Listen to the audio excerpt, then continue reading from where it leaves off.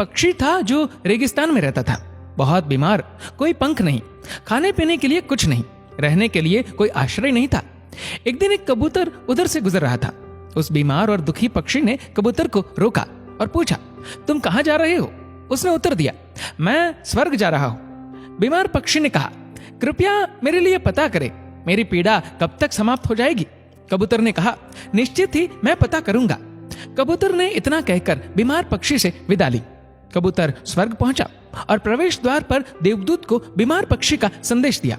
देवदूत ने कहा, पक्षी के जीवन में अगले 7 वर्ष तक इसी तरह कष्ट लिखा हुआ है, उसे ऐसे ही 7 वर्ष तक कष्ट भोगना पड़ेगा, तब तक उसके जीवन में कोई खुशी नहीं है।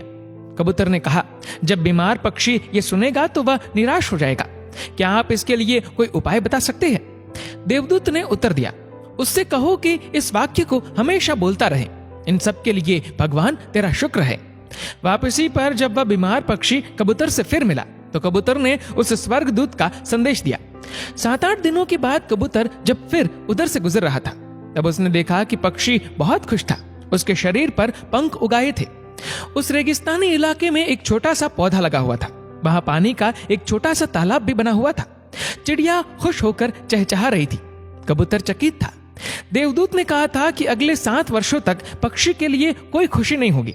इस सवाल को ध्यान में रखते हुए कबूतर स्वर्ग के द्वार पर देवदूत से मिलने पहुंच गया।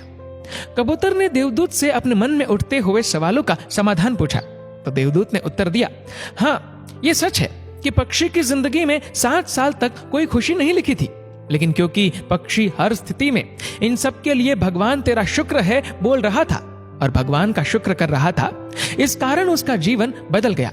जब पक्षी गर्म रेत पर गिर गया तो उसने कहा, इन सब के लिए भगवान तेरा शुक्र है। जब यह उड़ नहीं सकता था तो उसने कहा, इन सब के लिए भगवान तेरा शुक्र है।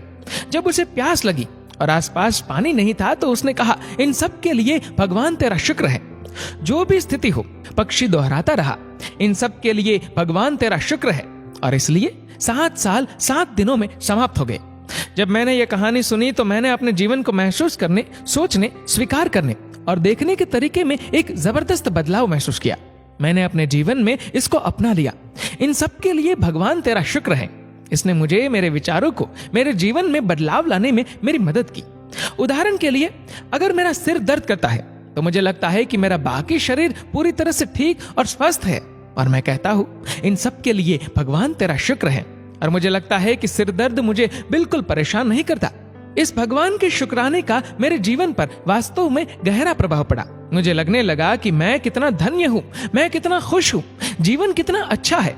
इस संदेश को साझा करने का उद्देश्य हम सभी को इस बारे में अवगत कराना है कि कितना शक्तिशाली है ये, हमारे जीवन को नया रूप दे सकता है। इसलिए आभारी रहे हर चीज के लिए, उस परम पिता परमात्मा के, और अपने दृष्टिकोण में बदलाव देखे।